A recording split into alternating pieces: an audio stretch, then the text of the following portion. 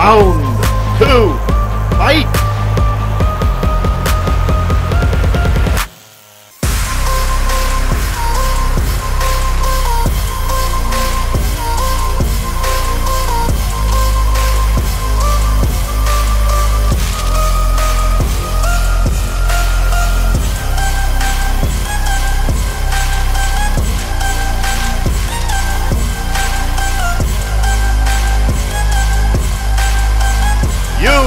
Win!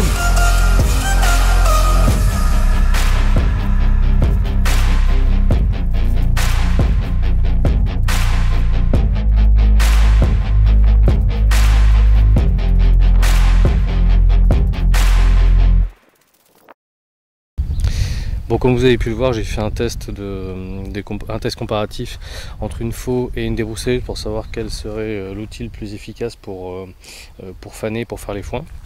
La méthodologie de travail que j'ai appliquée consistait à faire ici une allée tous les 6 mètres dans une bande qui fait elle-même 6 mètres.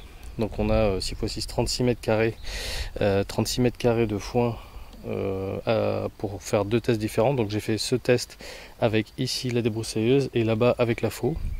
J'ai pas encore compilé les vidéos, mais je pense que j'ai dû mettre facilement 4 à 5, au moins 4 minutes de plus pour faire le passage à la débroussailleuse.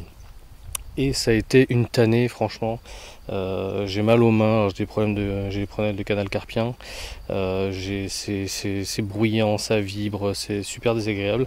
Et en plus, le résultat est franchement pas top, quoi.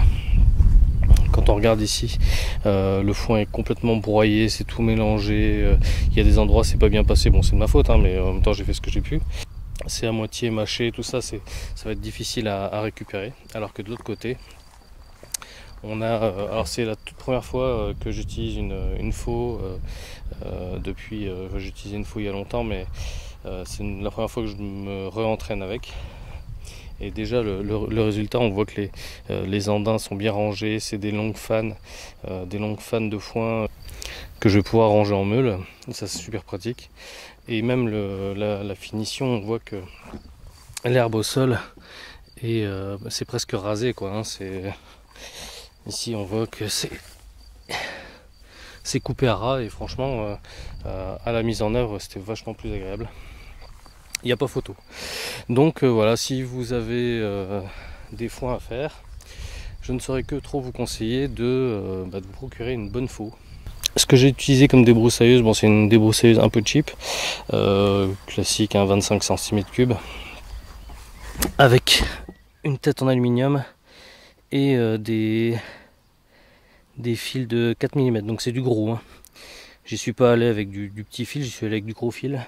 Concernant la faux, j'ai acheté récemment une faux de très bonne qualité, donc des ateliers Falchi, donc fabriqués en Italie. Cette faux, je me la suis procurée sur le site lafrontière.fr. C'est pas du tout un placement de produit, je l'ai acheté avec mes sous. Une centaine d'euros d'ailleurs, hein. C'est pas donné, mais c'est le prix en fait d'un bon outil, hein. Si c'était à refaire, j'en rachèterais une à 100 euros sans sourciller. Je crois que c'est une lame de 75 cm qui s'appelle la lame reine. Et le manche, c'est pas le manche ultra léger que j'ai pris, c'est le manche robuste, parce que j'ai plutôt tendance à être un gros bourrin, donc j'ai préféré pas prendre le manche le plus fragile, voilà. Mais vraiment, je vous conseille de passer commande si vous voulez passer commande sur ce site. Il a aussi un site internet où il explique comment entretenir une faux, comment passer une faux, comment utiliser une faux, comment utiliser plein d'outils manuels. C'est sur YouTube, c'est le site de Tolbald. Je suis pas sûr de la prononciation, mais je mettrai le lien en description. Voilà, j'espère que cette vidéo vous a plu. Vous voyez que dans certains cas, comme ici, parfois des outils sans pétrole, ça marche parfois mieux que des outils avec pétrole. Allez, salut!